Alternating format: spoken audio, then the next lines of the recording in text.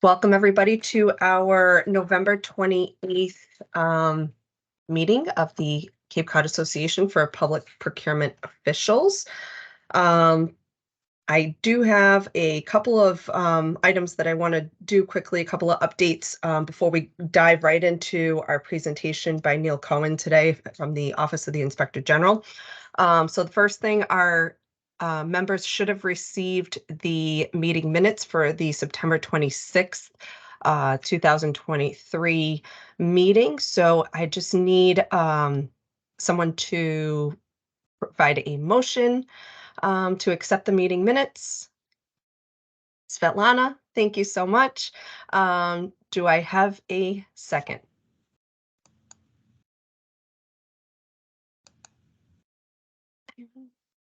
Any of our members? Oh, see a hand raised. Of course, it's marked with a 30 participants here. All right, Carolyn, thank you so much for providing that second. Any discussion, questions on that? Everyone is muted, so you can always put any comments in the chat. If not, okay, I'll just accept all those in favor of accepting the meeting minutes. You can raise your hand, say yes. That works. All right, perfect. Thanks, folks. I appreciate it. All right, so our first quick update from MHEC, we have Janet Garbedian on the call. I know she has to step out quickly, so I'm going to have her on first to give us a quick update on MHEC and what's going on over there. Hi, Jennifer. Thanks, everybody. I'm in a hotel room in Connecticut, and for some reason, my camera's not working. You know, it's always something with me. So It's okay. I'm happy to be here actually in person because I feel I've missed the last couple, and until they clone me, this is what I got to do. So Jennifer has been gracious to share my news. So a couple of new things that I wanted to share with you. So, you know, we're a member organization, and we just started a new membership category, which is called member advisors. And that is for those of you who are working with schools, who are working with specifiers, who are getting quotes for you, for your schools or for your town, and you're hiring an outside professional design firm. They can now join our organization free, and they have access to what a member would access in terms of pricing and our iBuys, so they can get quotes from that. So it's a big time saver for them, and it's a nice service for them as well. So if you are working with a design firm or you know, an OPM that qualifies, they would have to qualify as a member advisor, and we would add them, and then we could they could help you to just streamline the process of buying product for your schools. On top of that, we've added a couple of new board members. Ralph Johnson, who's an executive director of campus operations at Amherst College, which is right down the street from our office, and Janelle Martinez from the city of Lawrence. So one of your colleagues from Lawrence, which is a large city. So we have a meeting. I have a meeting scheduled with her in a couple of weeks, and I think that's exciting news because we always like to have new blood on the board so they can give us some good feedback. We've got some updates in terms of some of our contract updates. I just had it, not contract, just some addendum for appliances, which will be awarded in June. Kittredge Equipment Company is now known as Singer, S-I-N-G-E-R. You might already know that. And that contract's good through the end of June, but we're still evaluating responses to our new contract. GO3 HVAC motors and pumps, effective 10/12, so October 12th. Johnstone Supply of Waltham is no longer on contract. Custodial cleaning supplies, equipment and supplies, custodial cleaning equipment and supplies. Contract will extend for another 2 years. End on October 31st, 2025. Mass Correctional Industries, Noble Supply and Logistics and Supply, and I'm sorry, Simplex Janitorial Supplies are no longer on contract effective October 31st, but all other terms and conditions of the contract will remain firm. On our G19 contract, facilities maintenance and repair, this contract is being extended for 8 months through expire May 31st, 2024. And that's, just so you know, that's something that we're working in collaboration with UMass on, and UNH and UMaine. And it's important to us because those are all public institutions. And I think it's going to help our members who are also public, the municipalities. And it's going to help for the buying clout of those 3 institutions, so that the people who respond to those bids should have pretty aggressive pricing for us all, for all of you. But that's a huge undertaking on our part, so it's taken a little longer than, you would anticipate. But once that's done, I think it's going to blow things out of the water. I think it's going to be a great contract. G31, Walter Filtration and Treatment Chemicals and Services, will extend for another year till October 31st, 2024.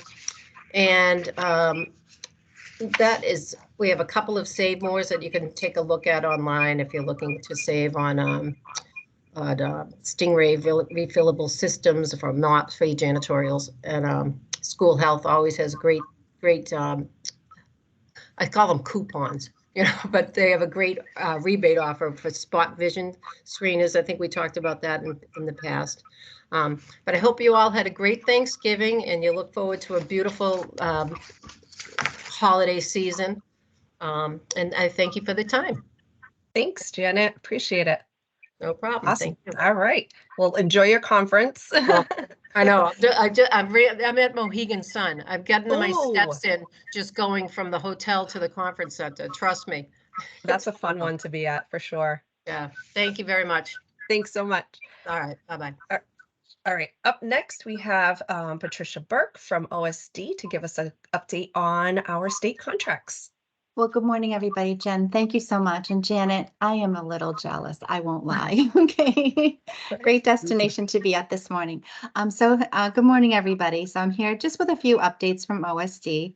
The first is a recent webinar we conducted for the Mass Municipal Association, where we provided a demonstration to over 400 members on how to navigate Combis, the landing page, conducting advanced searches for contracts, vendors, and grants, and posting of bid notices. So if you're interested in the content from this webinar, it's just under an hour.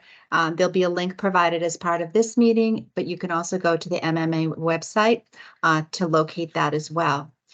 In environmental news, the Mass Clean Energy Center, or Mass CEC, has announced the release of a request for proposal for school bus fleet development. So school districts may apply for electric school bus, or ESB, deployment funding through this solicitation. Mass CEC anticipates selecting between 1 and 3 school bus fleets for ESB deployment funding under the RFP. You can refer to the Mass CEC website, which will provide you with program overview and funding schedules. All public school bus fleets considering electrification are also eligible for the Mass CEC advisory program. So to learn more, just refer over to masscec.com and search on ACT for more information. Continuing on, the Executive Office of Technology Services and Security have announced Municipal Cybersecurity Awareness Grant Program. And of course, we're the state, so we have an acronym for that. That's MCAGP, so no quiz at the end, for 2024. This grant is open to all local government agencies and seeks to improve the overall cybersecurity posture by helping organizations mitigate the human risk through awareness raising training and monthly threat simulation programs, such as phishing campaigns. The TSS Office of Municipal and School Technology procures the user licenses and manages the program, making the program free for participating organizations. So please note the application period for this grant will close when all available seats have been taken, or on January 10th, 2024, whichever occurs first. So to learn more about the cybersecurity grant, you want to refer over to mass.gov/OMST. No quiz at the end. We'll have these links available after the meeting.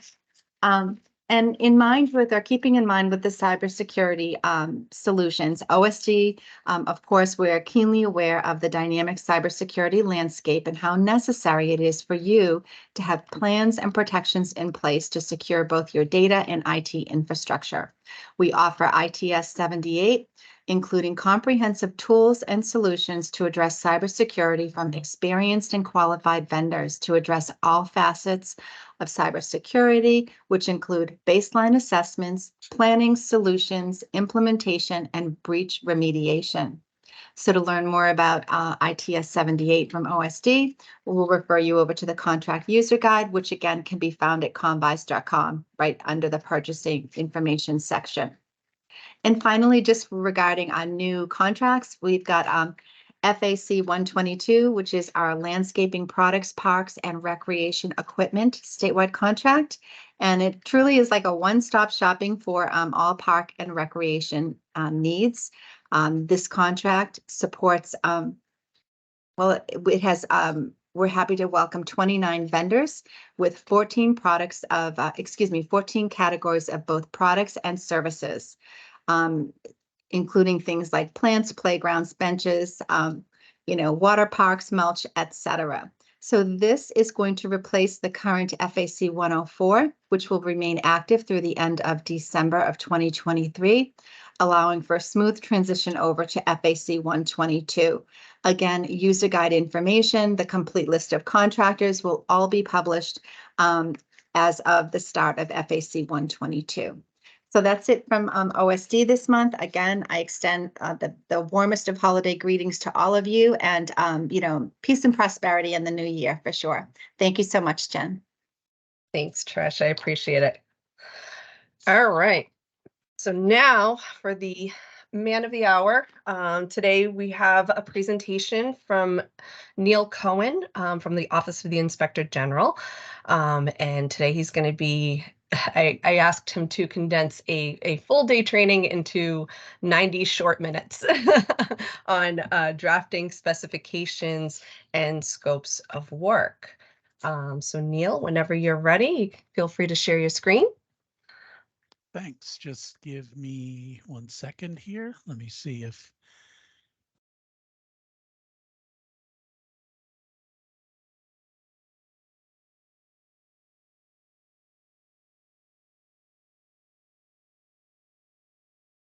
it's taking its time. Okay, what do you see it? I do. We do. It is Do you up and see it running. in do you see it in the presenter mode or the Nope, the the regular full mode? screen, the Oh, regular okay, full screen. great. Yep. Okay, You're good. terrific. So Thank you. thank you, Jen. Welcome everybody to another exciting episode of the Cape Cod Procurement Officials Association.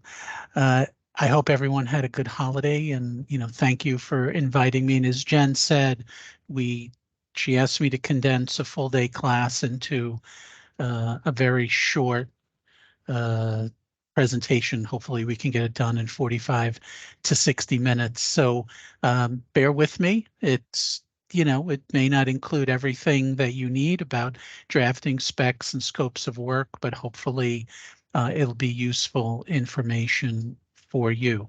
And again, if you don't know who I am, I think many of you do know who I am. I'm the Director of Regulatory and Compliance with the Inspector General's Office.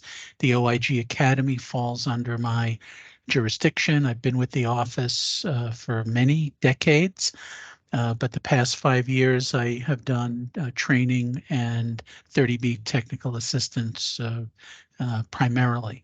So many of you have interacted with me on a whole variety of different issues. If you need to know more about the office or about me, feel free to contact me at Neil, N-E-I-L, .Cohen, C-O-H-E-N, at mass.gov. So what are our objectives today, the learning objectives for this abridged presentation?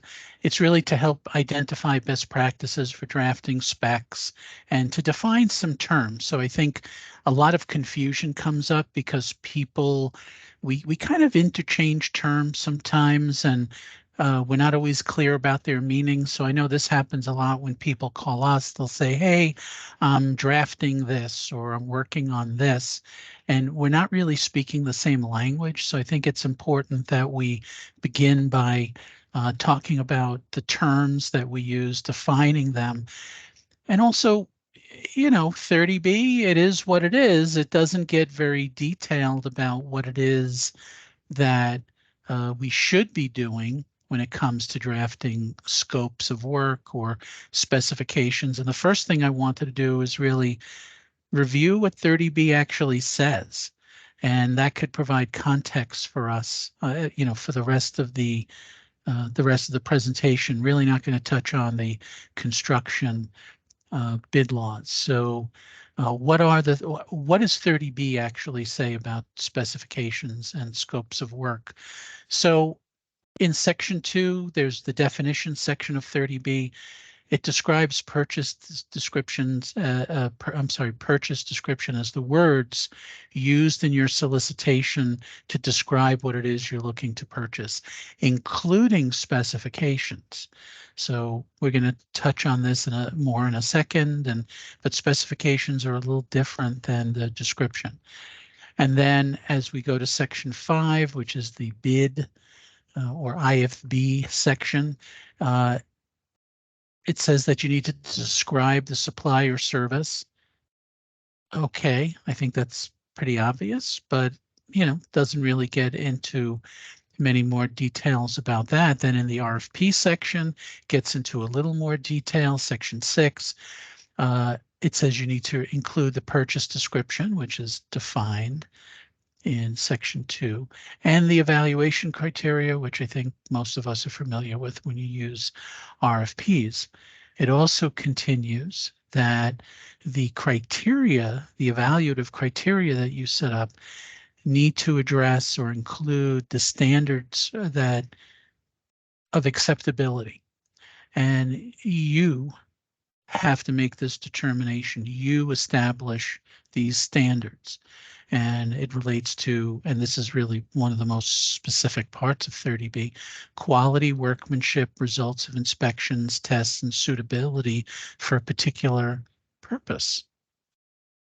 So again, it's on us to create this, but it's giving us a little guidance about what it is we need to include in the solicitation, and also all the terms and conditions. So we should all know that terms and conditions, also known as the boilerplate of a contract, are kind of separate and apart from the specifications that we develop. In most cases, the terms and conditions that we use are universal. We tend to use the same terms and conditions for everything, which is kind of a separate conversation we should have. We should probably have different terms and conditions. I mean, we may tweak them. We should be tweaking them for different types of contracts. But again, separate conversation that we can have about this at another time, or talk with your legal counsel about how you might be able to differentiate your T&C or terms and conditions based on the different types of solicitations that you use. And then section 14, which addresses proprietary specifications. We get a lot of questions about this. And, you know, 30B is basically, you know, says you really shouldn't be using proprietary specifications unless it's absolutely, positively necessary. And we have to make sure that we aren't inadvertently using proprietary specifications. Sometimes we make assumptions that they're generic when they're actually not generic. So, summary of Chapter 30B and how it tells us what we should be doing regarding scopes of work, specifications, descriptions.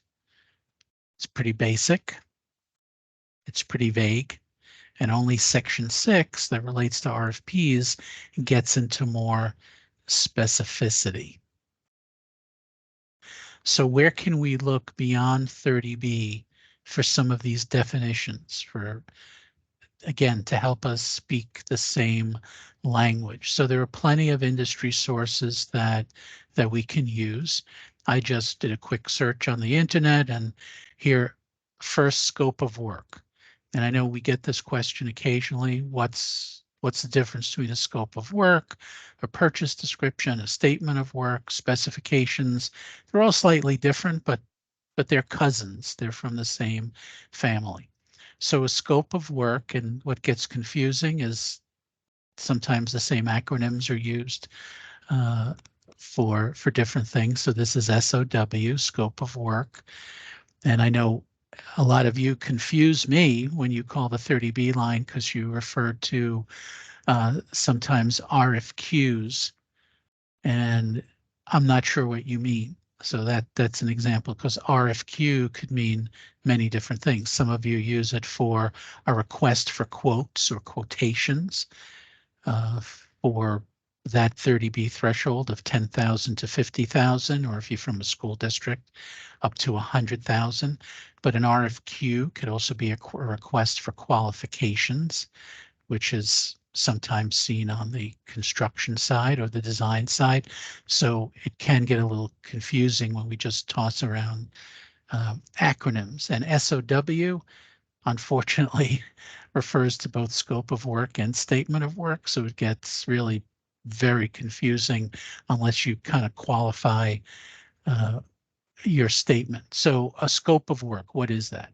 So scope of work is basically, I'll call it a glorified purchase description, because if you need to include more things in a scope of work. It's the basic structure of what it is that you're looking for. So it should include, especially for service contracts, any reporting or specific deliverables, end products, what you expect the vendor to be doing, and for the time frame. So it's not quite a specification, because specification and the root of specification is specific.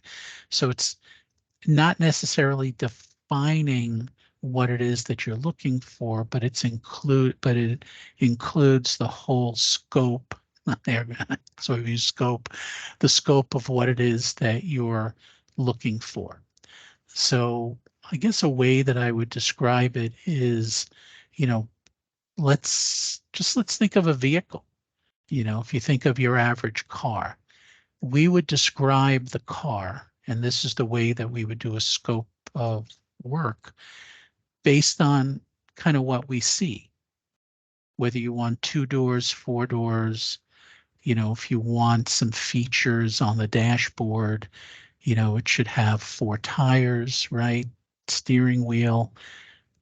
But we probably wouldn't get into what's under the hood in too much specificity, right? You might talk about 4-cylinder versus 6-cylinder, but you're not really going to talk about the specific engine components, because that's more detailed, and that's where you might transition into specifications. So I'm hoping that analogy is working for everybody. And even though I took this from NYU, or New York University, from some of their documents that they put out for their procurement office, this is true. I mean, this comes up quite often. We don't need NYU to tell us this, that the problem with most of what we do is the lack of specificity. The number one cause of disagreement on contracts, and I have another slide that talks about this as well, the number one issue is that we are not specific enough, and that can lead to conflict.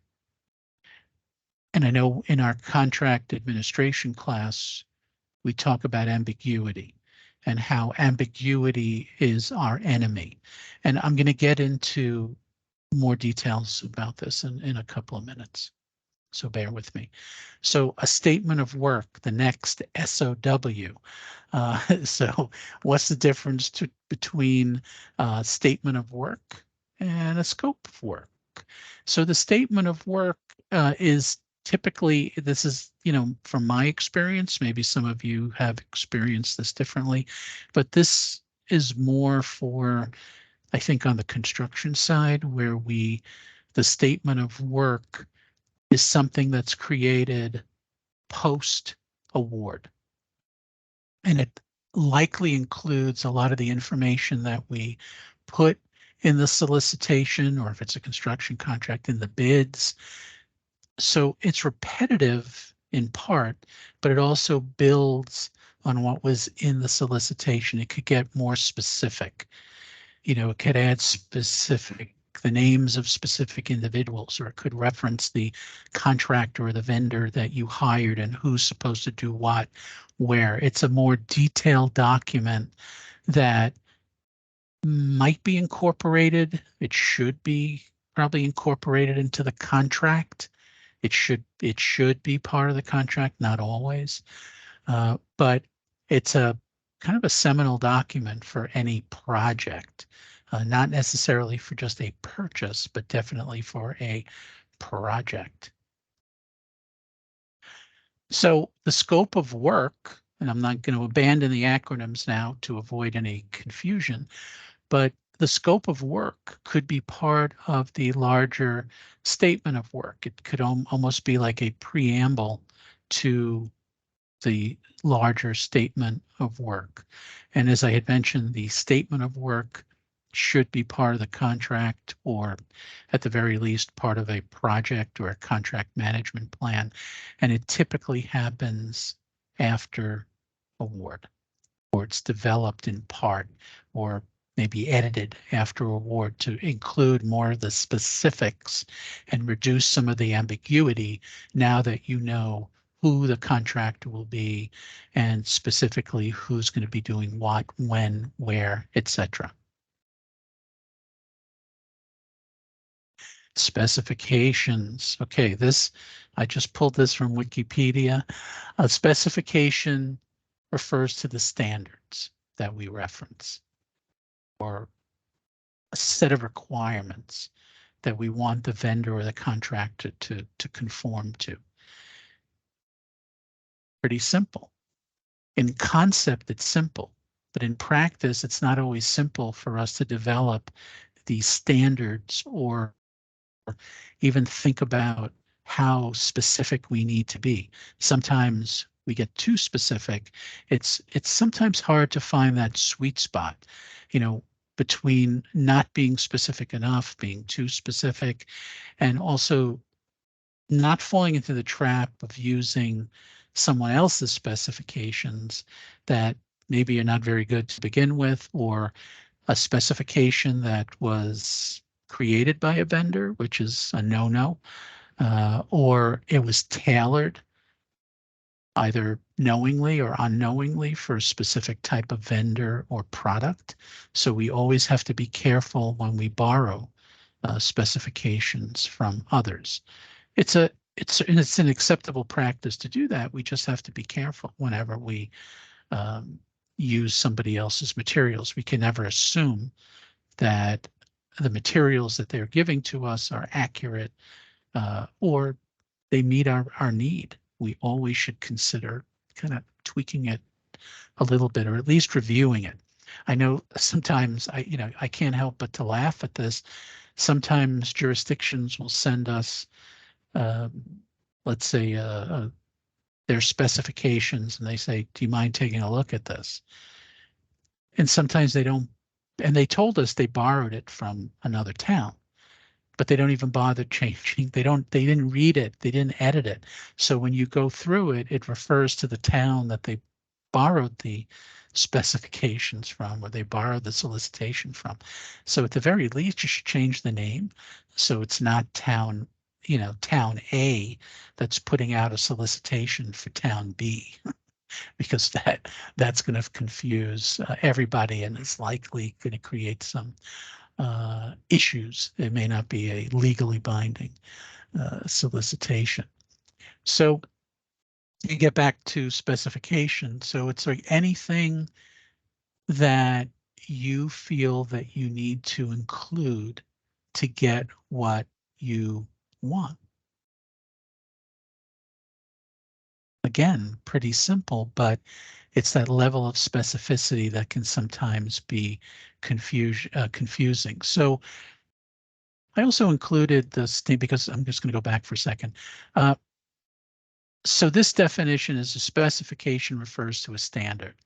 So I know whenever I read definitions, I'm like, okay, so then what's a standard? How do you define standard, right? It's like the dictionaries play games with us. So it's like, okay, well, then what's a standard? So, okay, this makes sense. So standards are technical in nature. They define terms. They could define or classify components. They get specific about the procedures to be used. It includes dimensions, materials, performance designs, etc.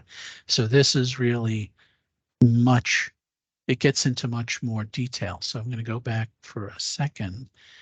And again, a specification may refer to a standard, but specifications are not necessarily standards, if that makes sense. But we should consider whether standards are necessary as we develop our specifications. Because again, this is where really the meat of the specificity comes in. And again, this is just to get into more detail about defining the term.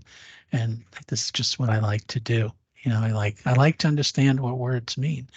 So specifications, again, this doesn't help us to say the act or process of specifying, really. That's like what's walking, you know, the act of walking. It's like, yes, I know walking is the act of walking, but what actually is walking? How do we define it? So it's a detailed or precise presentation of something. Okay. So I actually think the root is more helpful. So, and the first time that anybody can identify the term specifications being used was in 1633, and it was for procurement. So people have been doing this a long time. I think some of us may have been doing this since the 1600s. But if we go to the Latin and French roots, particularly narrow, precise. So I kind of like that, because if we think of specifications as being narrow and providing precision, it's the particulars. If we just keep those two words in your head when you're developing specifications, narrow and precise, I think it could go a long way to focus us on what it is that we're putting together. Because if you think about the opposites, you know, if it's not narrow, if it's too broad, that creates ambiguity. If it's not precise, again, it opens the door, it creates that ambiguity. Remember, ambiguity is a bad word. It's a bad word. I don't even think they let you say that on the radio. You know, you can't say ambiguity. It's a dirty word. So we have to be careful to avoid something that is imprecise or too broad, because it creates problems. Now, here's an example of a specification. I pulled this from the USDA. They have sample specifications for food service, school food services. So I thought this was interesting. I embellished it a little bit. So this is for French fries, frozen French fries. Okay, so this seems to be okay with the USDA. Would a food service vendor understand what it is you're looking for? And they go as far as to say, for example, McCain, the brand name of a frozen French fry, with the number, I guess the item number. So they're not saying that they want McCain. And if you remember 30B, you can't use or equal in 30B, but can you say, in case you need to illustrate your point for someone, you know, if you're not sure they're going to understand what it is that you're specifying, I mean, hopefully they will, but if you need to say, for example, like McCain frozen fries, whatever the item number is, and even if you say, for example, McCain, this number or Ida, which is another brand name with this item number, and you kind of throw it out as examples. If people don't understand what you're talking about and they're a food service provider or vendor, okay, well, they can check this out. They'll know what these look like. They likely sell a lot of these products anyway, so it gives them a frame of reference. And just to make sure that they understand that you're not asking for McCain, you say in any brand, as long as it meets the specifications. And then the next step, okay, how many French fries are you looking for? Do you want it just brought in a big, have it dumped from a dump truck, or do you want it packed a certain way? So you have to provide quantities, amounts, and then it goes a step further to say that, and this is where I embellished it, that you want a certain number of cases per week while school is in session, and for the purposes of the bid, you're telling them about how many. So somebody can do simple math and say, okay, 35 weeks at 5 per week. And I know the time period. So yeah, later in the documents, there'll be more information about delivery schedules and where things get delivered, but at least this gives the vendors kind of a general idea. And I know an issue that comes up all the time where we are too broad and not specific enough is that we don't specify things like when school is in session. We just say something like, we need 5 cases a week from September 1st through May 20th. And there's no accounting for school vacation weeks, when school's not in session, when the food service might be closed. And again, that creates potential conflicts with the vendor, because could they then turn around and argue saying, well, what do you want me to do? You didn't tell me not to deliver it. How am I supposed to know when it's spring break unless you tell me? It has to be specified when you don't want me showing up. And that should be included somewhere. Maybe if not in the specifications, that would be included in that statement of work or spelled out in a contract plan that would happen post award. But it won't impact the pricing because you've given them the idea of approximately how many cases you're going to need and how often you're going to need this delivery. Okay. So whatever we call these things, scope, specifications, standards, what are they all supposed to be doing for us? They're supposed to help us get what we want, whether it's a supply or service, when we want it, which is an important consideration, when, a day of the week, a time of day, how we want it, how do we want the packaging, do we want it dropped, in a loading dock, do we want it brought into, crossing the threshold and being brought into, in the case of French fries, your walk-in freezer, how do you want this handled? And ultimately, it's to make sure that we're satisfied that we're getting what we asked for at a fair price. And, I'm sure that all of you have experienced at some point that disappointment when it's like, this is what I ordered. You kind of ask yourself the question, like, is this what I wanted? And I'm hoping nobody has had that occur to them too often, but I'm sure that for many of you, it has happened. And then you have to ask yourself, well, was it me? Did I do something? Was I unclear? Or is the vendor trying to, pull something over on me? And that's where you kind of have to go back to the record and just make sure that you were absolutely, crystal clear in what you were saying. So you have a leg to stand on. And of course, everything I'm saying is easier said than done because it's a difficult thing to develop good specifications that can truly get you what you want. So here's earlier I said, think about this for a second.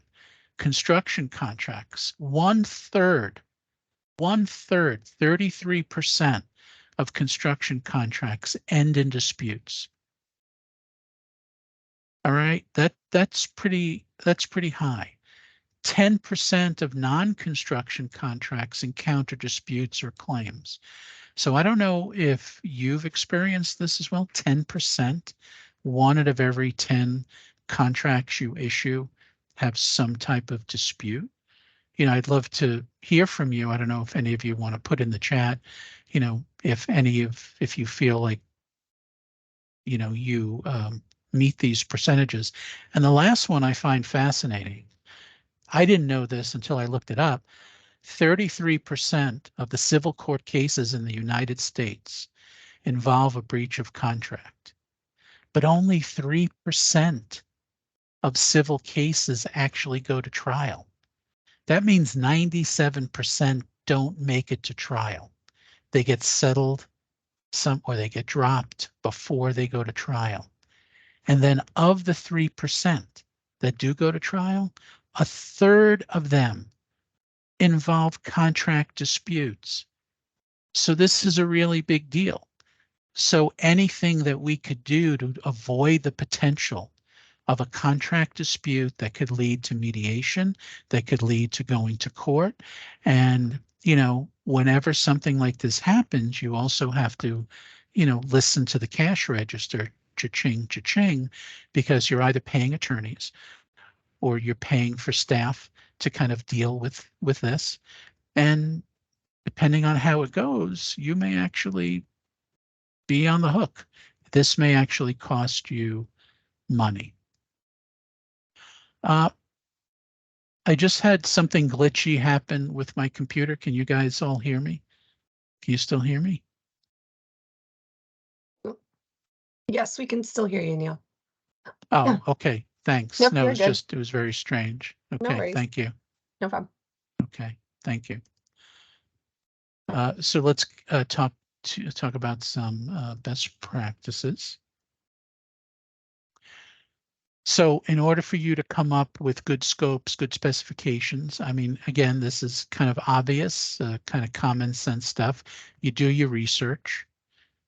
You can ask others, ask them for their solicitations or ask them for their advice, you know, get their information. But again, like jumping to the last bullet is never assume just because they give you something that it's of good quality. You still need to review it and make sure that it'll work for you. Involve the end users. And we talk about this in our contract administration class that, you know, procurement's a continuum, and we're supposed to be learning from each procurement as it goes through the procurement cycle and into the contract phase where the end users are actually getting what we bought for them. And what's their feedback? Are we doing a good job? Are we getting them what they need? And then how can we do a better job next time to get them maybe better products? Or do we have to consider getting certain name brands or excluding certain types of products or brands or types or changing our specifications because they simply don't work? You know, in the famous example that I have used that was with gauze pads, you know, the 4x4 gauze pads, that there was one vendor many years ago that was selling the gauze pads and it was more like cheesecloth. So the specifications that were put out weren't precise. So this cheesecloth, if you know cheesecloth, it's, you know, it's not meant to absorb anything. So you would have to use like 3 pounds of this gauze on a wound, which is really not a practical thing to do. You want a gauze pad to be able to, you know, do its job, one 4x4 pad to do the job and not have to bundle up the, you know, something that looks like a wad of stuff to put on a wound. So we have to see from the end users, you know, if for example, a school nurse or the Department of Health says to you, don't buy this garbage again. All right, well, you have to have a lesson learned there and make sure that it doesn't happen again. If it gets more complicated, you could always consult a subject matter expert. This may cost you money unless you have somebody in, who works in your jurisdiction, but it's important to get what you want. Sometimes you have to spend money to get things correctly. You could also look at state contract specifications, the MHEC specifications. I mean, again, they're available for you to look at just to see what, we can learn from others. We can certainly learn from others. Are we speaking the same language as vendors? Here's where the disputes come in. Just because you understand what you say or you write doesn't mean that others do. And again, personally and probably professionally, we've all encountered this before, where we thought that we were being clear, but there was a miscommunication, right? I'm sure we've all experienced it. And if you've heard, other presentations before, I mean, I tell the story of, I don't really text. So, a number of years ago when I was texting my daughter was texting me, and, again, I don't speak text. So, she was telling me about just a bad experience that she had. She was like really upset. And, I texted her back saying, "I'm really sorry, LOL." And she went nuts. She called my wife. She went crazy. She was like, Dad is the biggest a-hole, in the world. And my wife had to explain to her, look, he doesn't speak text. I bet you he thought LOL meant lots of love and not something about, ha ha, I'm laughing at you. So she called me, and I could tell in her voice she was getting ready to pounce on me. And she goes, "What does LOL mean?" And I go, "Lots of love." And she goes, "Oh, okay." But we can never assume. We can never assume that we are speaking the same language. And this happens all the time. And there's a quote from George Bernard Shaw, the English playwright, where he says that, one of the issues with communication is the illusion that we have that we communicate. So how can we overcome that? So we should avoid using acronyms like the examples I use. If you say SOW, SOW could mean multiple things. RFQ could mean multiple things. Don't use ambiguous terms. I have some examples on the next slide, I believe. Don't use inside baseball. If there are terms or acronyms that you use in town hall with your staff, it doesn't mean that the folks outside of town hall will understand what you're talking about. And I'm sure that if I were to talk to you in, OIG language, you wouldn't understand me. So we just have to always think about the other person and how can we describe things to them for them based on their perspective. So there's another example of a spec here for tissues, facial tissues. So you don't have to describe the content of the facial tissue necessarily, unless you're looking for some specific quality of face, of tissue where, because even then, if you need hypoallergenic, you would just specify that it needs to be hypoallergenic. If you have some requirement that it needs to contain a certain percentage of recycled materials, you would specify that too. but you don't necessarily have to say that it, the actual chemical composition of a tissue. That would go way too far. But to avoid ambiguity, you can't assume that all manufacturers that the vendors may sell have the same packaging. So you're just saying how many facial tissues you need. You want it in boxes of between 100 and 200. So the way that you equalize this is you would ask them for the per tissue price, or you could tell them that your rule for award is going to be based on, the lowest per tissue price. So that takes into account, whether they have boxes of 100, boxes of 130, you're again eliminating that ambiguity. You're making it clear as possible to all parties. Avoid unclear language.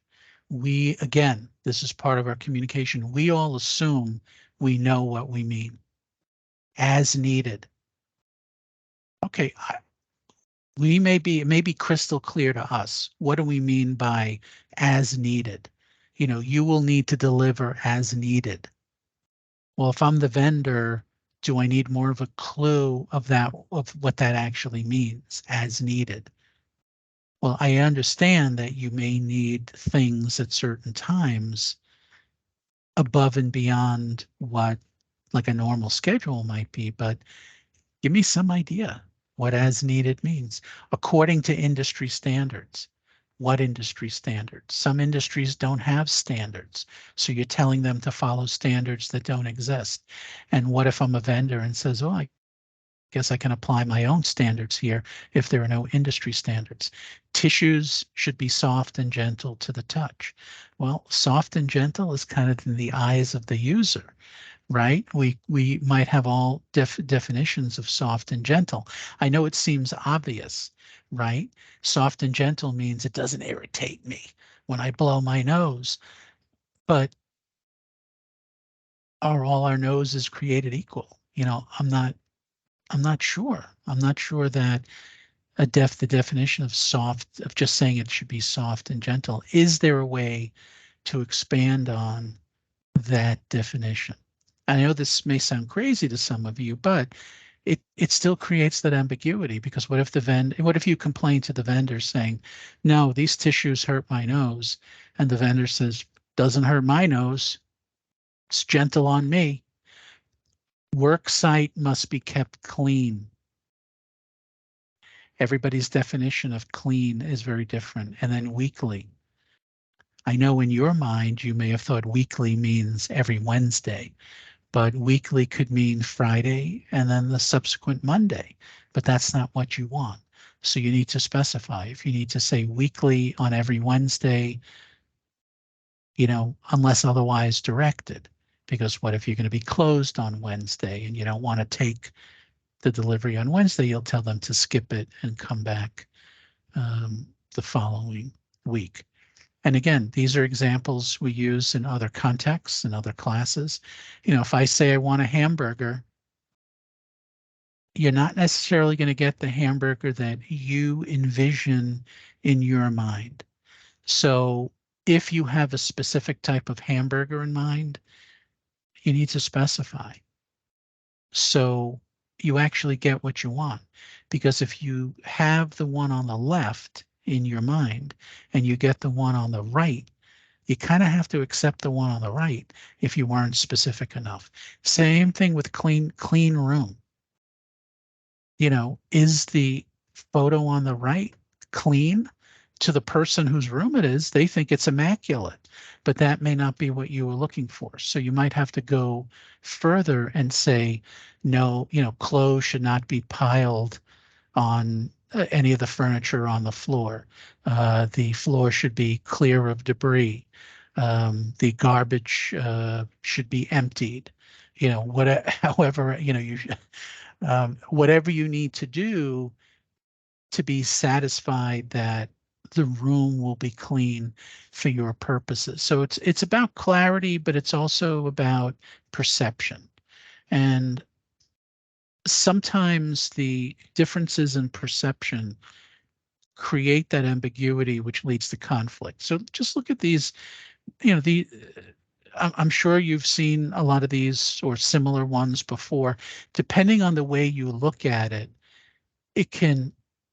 you can perceive it very differently. So on the left, is it a duck, a rabbit, or is it both? And words matter too. For example, the chicken is ready to eat. Does that mean I can eat this chicken, or the chicken is prepared to eat? I saw bats. That means, did you see a bat, or are you sawing a bat, a baseball bat? It's optical illusions, but words can create optical illusions too. Not necessarily optical illusions, but they could create perception issues that cause conflict because we see things differently. So what can we do to try to avoid creating these perception issues? Don't leave anything up to interpretation. It's about editing, it's about rereading. And I always suggest that somebody who has nothing to do with the procurement, if somebody's willing to take some time and, let's say from another office in town hall, and you just say, hey, do me a favor, can you read this? Is there anything in here that you would have a question about, or question mark, any ambiguity or perception issues for you? Sometimes just having that objective view can help you. Don't leave things open to interpretation. And I guess the last bullet on the page, so I don't repeat too much, is that always think about the recipient of the information. Always try to keep this in the forefront. You're writing for them. You're not writing for you. And sometimes we all fall into the trap of we write for ourselves. And we are only worried that it's clear to us. But that we don't matter. It's about them, because if they don't understand it, we're going to fail in what we're looking to do. So best practice, define your terms, and that reduces ambiguity. So just in case, using, let's say, industry standards, define what that actually means. If there's a specific set of industry standards, just refer to it, whatever organization, whatever, just it's a reference point. State the goals. I'm not sure how many of us do this. When we put out any type of solicitation, do we just state the goal? Like the learning objective I had at the beginning of the presentation. What are you looking to accomplish here? Like, very simple example, if you're looking to purchase a new pickup truck, what's the goal of this particular solicitation? It's literally to obtain a pickup truck at a reasonable price. And maybe you would specify maybe a couple of other things, but it's just a headline. And then everything that you develop in your document after that is supposed to help you achieve that goal of getting that pickup truck, let's say for the DPW. If it's not a goal, maybe it's a problem, you're hiring a consultant, again, define it up front. And then everything that comes after that helps you elaborate on how you want a vendor or a contractor to help you resolve this particular issue. Then again, outline the deliverables in as much detail as you think is necessary. And again, it's always that it's an art to not go above and beyond.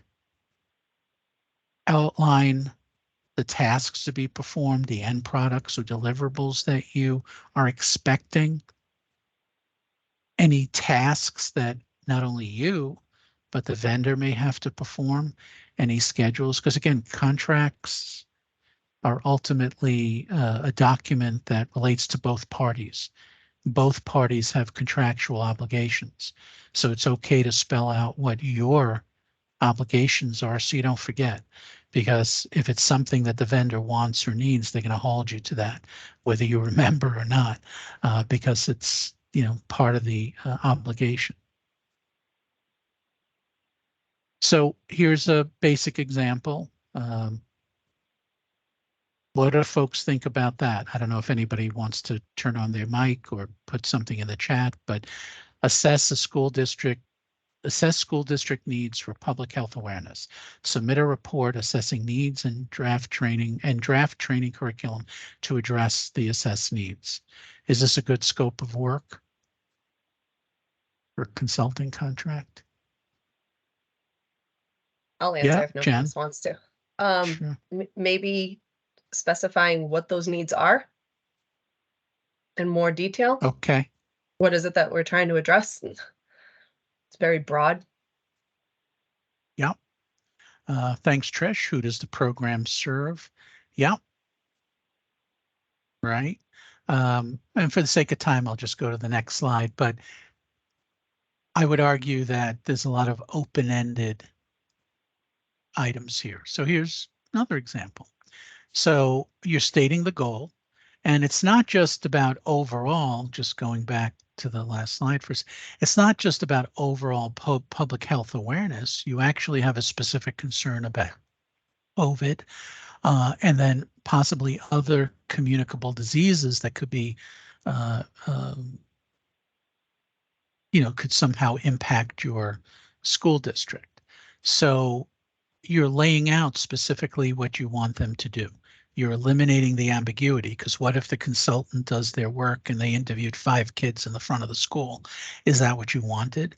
No, you want them, you're in order for you to get an adequate survey, you're kind of helping define what that survey should be. You're telling them about the number of questions. You're specifying time, because time could matter here to get adequate information from the people that are being interviewed. You're specifying the deliverable. If you're asking somebody to develop curriculum, do you want a 30-minute presentation? No, we're talking about a 10-hour. The school wants a 10-hour curriculum for classes. And you're telling them you need this to be done in 90 days. So, is this perfect? No, not necessarily, but it's certainly more specific. It eliminates a lot of the ambiguity on the prior example. Assess school district needs for public health awareness. Okay, that is pretty broad. That's 8-lane highway broad. Submit a report. What report? Yeah, 2-paragraph report, 100-page report. It's probably not the length of the report, but you're probably concerned about the content. Draft a training curriculum. Okay, Jen asked me to do a presentation today. And, she said try to keep it to, 45 to 60 minutes. Okay, well, she was specific. If she wasn't, I could have done 20, or I could have said 6 hours. Most of you would have left, but, I would have kept on going. So just to quickly touch on proprietary and sole source, and then I'll open it up to questions. So again, proprietary is discouraged, but it's not unacceptable. You just have to have a sound business reason or policy reason for doing it. You have to defend it in writing, and you have to be clear.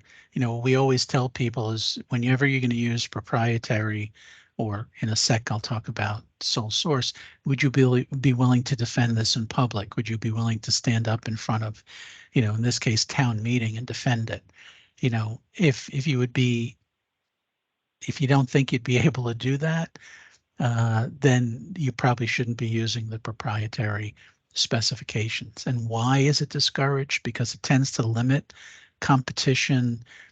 We usually get higher prices when we pick the brand names or proprietary items. And it also makes us a little lazy in that we don't do our homework and check the market, because the market changes all the time. And we need to be in tune with the market, because just because 2 years ago, the last time we did the procurement, we like this particular product, we like this particular brand name, doesn't mean that the market has totally changed in the past 2 years. So proprietary justification, what are good justifications? It's warranty or lease terms that you can't violate.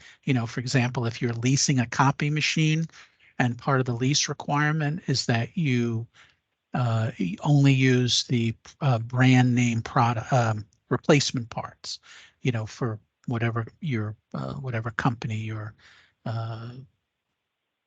the manufacturer of the copier.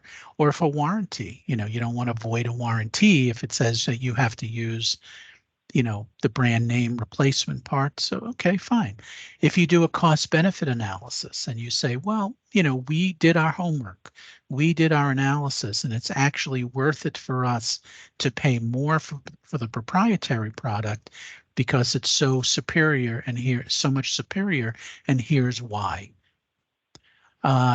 If there's a comparative track record, say, hey, the last time we used product A, it was a disaster, it didn't work. So we need to use product B. All right, again, it's a justification. Or, you already have the parts in inventory.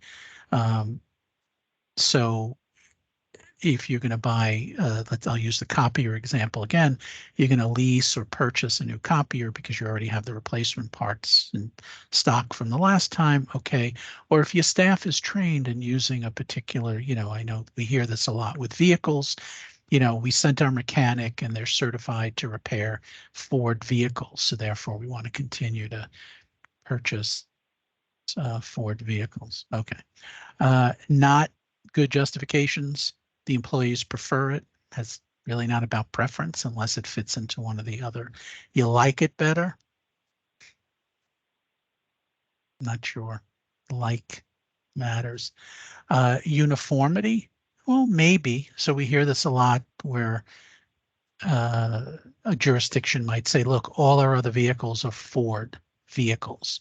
Or, let's say a police department, all the cruisers that we have are, whatever, Dodge Chargers. And so we don't want to have a kind of a motley fleet of all the different types of vehicles. Okay. We want to use local vendors. Can't do that. You can't have that preference. The only time you could do that is, of course, under sound business practice, you can go to local vendors and quote, the quote process. If you just want to get quotes from local vendors or from disadvantaged business enterprises, yeah, you can certainly do that because you determine who you want to seek your quotes from. Okay, we're almost done. Sole source should be very rare. It really, it's not meant to be something that's used liberally.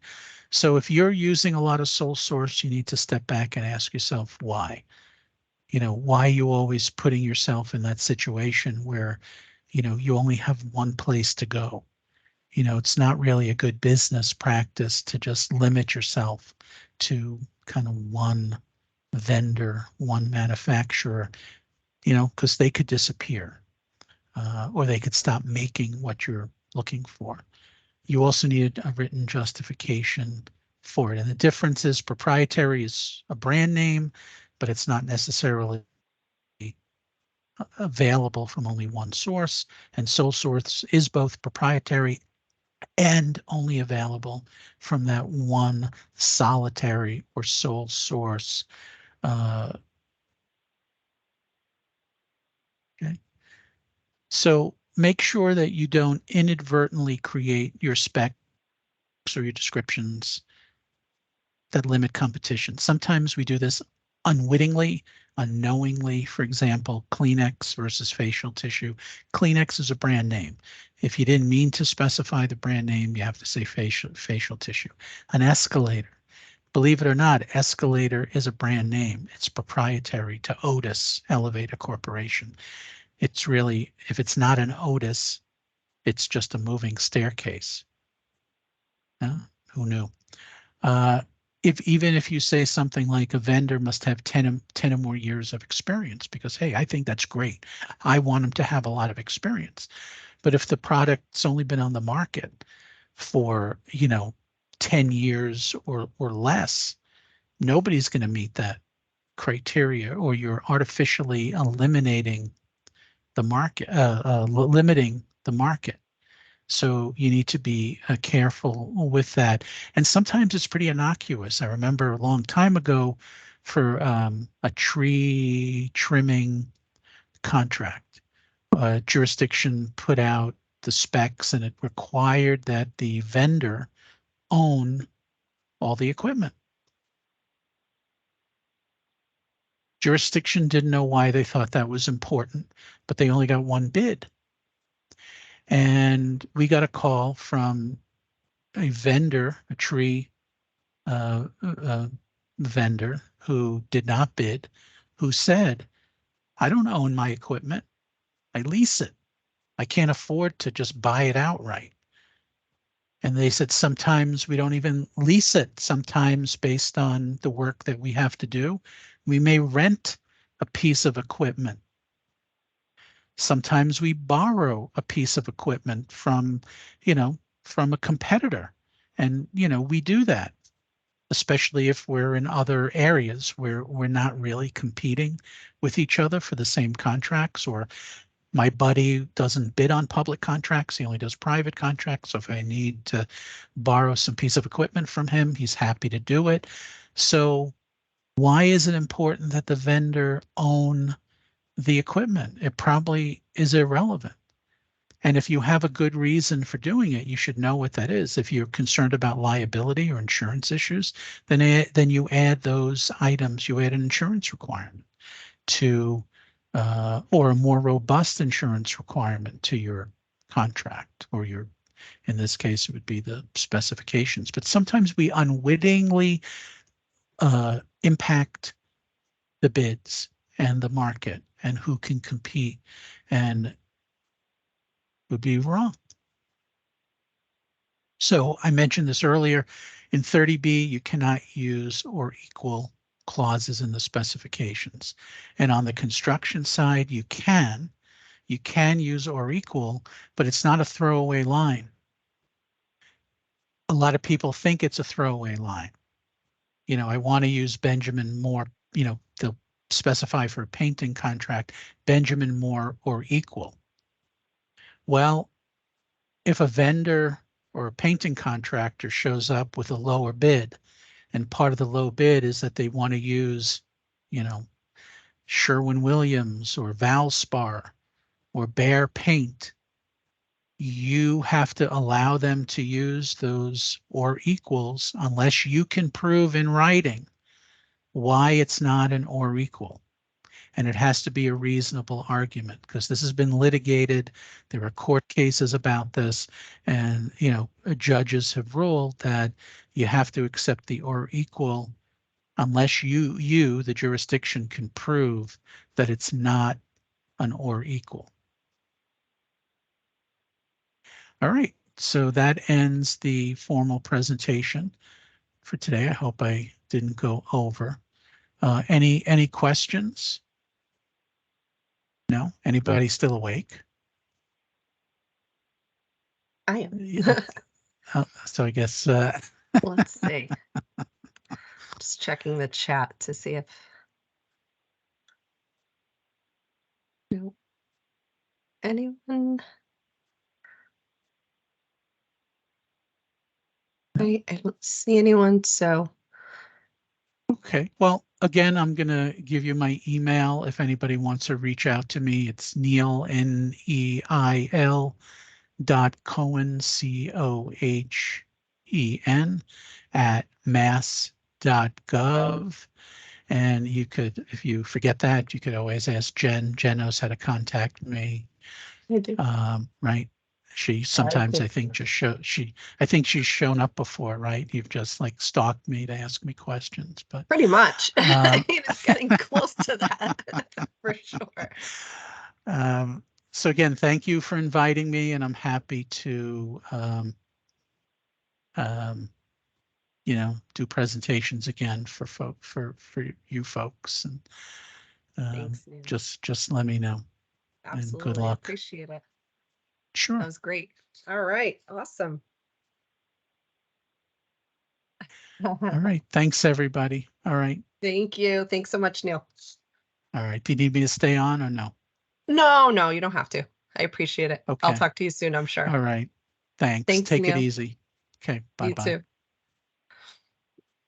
All right, so for the folks on the call, I just have a couple of more agenda items for CAPPO members and for the county-wide bid updates. So, you know, if you came for Neil's presentation, this is your opportunity to bow out. You don't have to stay to listen to the rest, but of course, I do encourage our folks that this information might pertain to stick around for a little bit. So. All right, so one of the so the next item is that we are at that time to not review, to go through the process of our CAPPO elections. So as you know, I am your current president. We have Michaela as our VP and Kathleen as our secretary. So I'm not sure if they're going to be going or wanting the opportunity to run again for those positions, or if there was any interest for those spots. We never did fill the speaker committee. I have been taking over that role in the interim, so I'm hoping that maybe we can get some folks to volunteer for that as well. But nominations and hopefully the vote will occur at our next meeting in the new year in January. So that was my only update on that. Happy to talk to anyone offline as far as, you know, what it entails and whatnot, if you have any specific questions. And then finally, my last agenda item is the countywide bid updates. So last week on November 22nd, on Wednesday before the holiday, all the towns had to give me, and all the participants had to give me information, quantities, any spec scope changes to our bids for road construction, the portable toilets, the golf course materials. So those items will be going out to bid in December. I'm going to be working on them hopefully this week to get them cleaned up and ready to bid for next month. I will also be opening up the trades contracts for those of you that utilize the trades contracts regularly. So we're going to have kind of like an open bid process. So for those that may not be on contract currently, if there are contractors that you're currently working with, I would encourage them to join and to bid, I should say, to submit a proposal so that we can add them to our directory. And that way towns, when they need to obtain quotes, they can fulfill the quota that they need for the solicitations. I will also mention, because I recently had a couple of the trades companies contact me stating that they haven't heard from anyone. None of the towns have contacted them. So I do encourage everyone that when you have projects, whether it's, you know, a project that requires quotes or even ones that don't, so if they fall below the $10,000 threshold, I would ask that you know, even just for a quote, just contact them, get some pricing. It doesn't hurt to, you know, do your due diligence and whatnot. So if you have something that's coming up, you know, for them, I would ask that you would, you know, contact them, and that way they at least get some opportunities to bid on your projects. So and by encouraging that, you know, we'll be able to kind of keep them on the county contract as well. Because I find that, you know, when it comes back out to bid, some of those smaller companies might not, you know, resubmit their proposals because, oh, well, I wasn't contacted for the past 3 years. Nobody called me. Nobody asked me to do any jobs. So, so then, you know, it kind of discourages them from bidding again. Any questions on my updates? or anything in general? No? All right. Well, I hope everyone has a wonderful holiday. I'm sure I'll be speaking to many of you in the next upcoming weeks for our bids, but for everyone else, I'll see you after the new year. All right. Thanks, everyone. Thank you. Thank you. Thank you.